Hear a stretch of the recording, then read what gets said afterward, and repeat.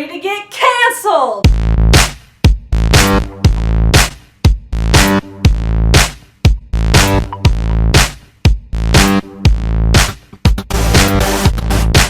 What's up, my fellow small business supporters?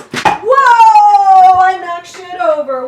Oh my god. Marty McFly and non-binary Barbie are my recent casualties. 1 second. That's better. I'm Savvy. Welcome back to my channel. If you're new here, please don't forget to subscribe because every Monday, Wednesday, and Friday at 11 a.m. Central, I have new videos coming out about books, writing, and small business owner life. Today's video is all about books. So y'all may know from seeing my friend AG MacDonald's videos, but I am going to be one of the hosts of Cancel-a-thon.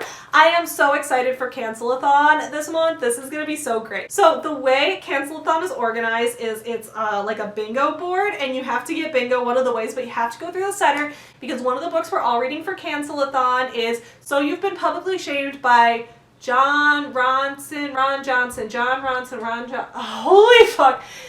Oh my god, this guy's name's enough to cancel him for. Jon Johnson. Does it say on the prompt? Jon Ronson. We're reading So You've Been Publicly Shamed by Jon Ronson. This readathon is awesome in how simple it is because it is just a 3x3 bingo board, or I guess a tic-tac-toe board it would be in that sense, because bingo I think has to be 5x5. Regardless, this is pretty easy, so you have to go in one direction, and I've decided to go from the top down. So the prompts that I will be doing for Cancel-a-thon, as you guys know, the center, we're all doing the center, So You've Been Publicly Shamed by Jon Ronson. I'm going to be listening to that on audiobook. I feel like audiobook in itself is like a controversial thing. On BookTube and BookTwitter, there's always these arguments like, are audiobooks real reading? Like, yeah, they are. But I'm going to read it on audiobook. And the reason is that I like to download audiobooks to listen to while I walk Chewie. One of my main New Year's resolutions is I want to walk Chewie 3 miles a day, or I want to get to that point because he deserves it. So I'm going to be listening to a lot of audiobooks while we're on walks. So I'm going to be listening to that. Actually, 2 out of the 3 books I'm reading for this readathon are audiobooks, but I digress. So I will be doing that, and then I'm going to be going through the center vertical column.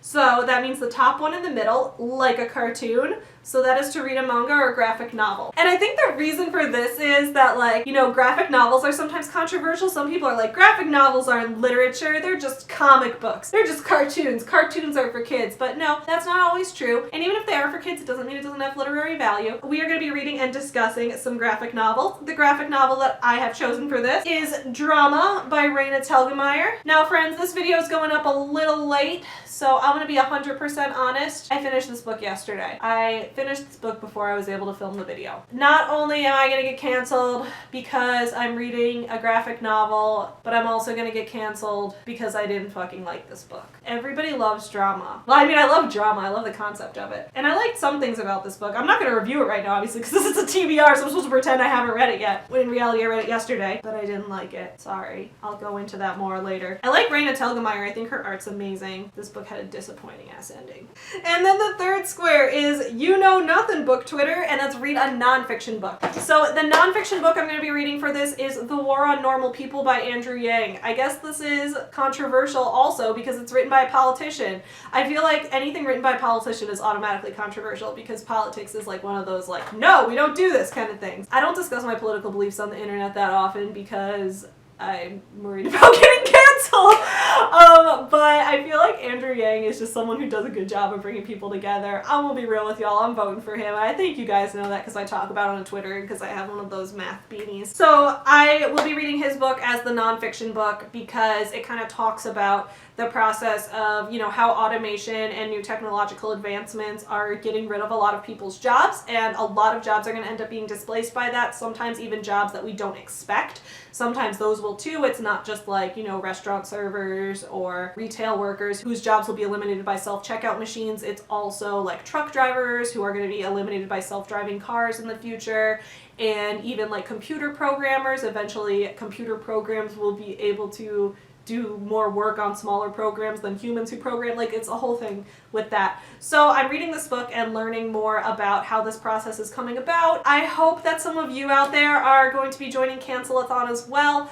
I think it's a really fun way to discuss what it means to be canceled. Like, we talk about cancel culture, we talk about call-out culture and all those things, and my friend Zach from Zach Tries to Read, I'll link his video in the cards or in the description. He did a really great video about what does cancel culture versus call-out culture mean, and I think he did an awesome job, like, breaking down all the smaller talking points in that and looking at things from different perspectives. And I think this opens up a really awesome discussion on what exactly it means. Some people say that, you know, canceling something or someone can be a good thing because if someone in our life is actively being horrible to us, if someone we know is treating us not with respect, we should draw a boundary and cut them off, and I agree with that.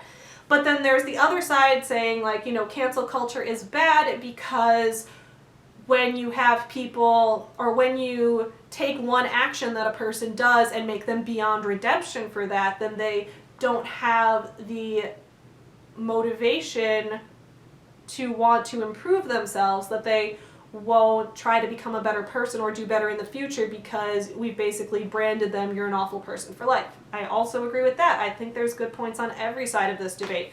And I like to not say both sides because I feel like no issue ever has two sides. Every issue has infinite sides, and to say both sides is kind of squishing down the problem. There's never only two of anything in the world, and I stand by that, and that's why I hate America's two-party system. Wow, I was never going to talk about politics on my channel. I blew that out the fucking water with this video. Anyway, I am ready to get canceled. I hope you're all ready to get canceled too. Join me on Twitter. I'm under Savvy is Canceled right now. Join the readathon. I am so excited to see what you guys read and your reviews of the books. I will see y'all again soon. If you want to read any of my books for Cancel-a-thon, let's see if any of my books count for Cancel-a-thon. Hold up, let's see. Oh yeah, all my books count for the square in the bottom right. Read a book by anyone but Sarah Dessen. I'm not Sarah Dessen, so you can read Sculpt Yourself or Beauty King, both linked in the description below, or you can read the Forever Home Friend series. They're kids' picture books, so I feel like that's a fun topic for talking about for being canceled, because some people are like, kids' books aren't real literature, which they are, so there we go. So anyway, check out my books in the description below, or else I'm gonna fucking cancel you. I'll see y'all again soon. In the meantime, don't forget to support small businesses. Happy reading!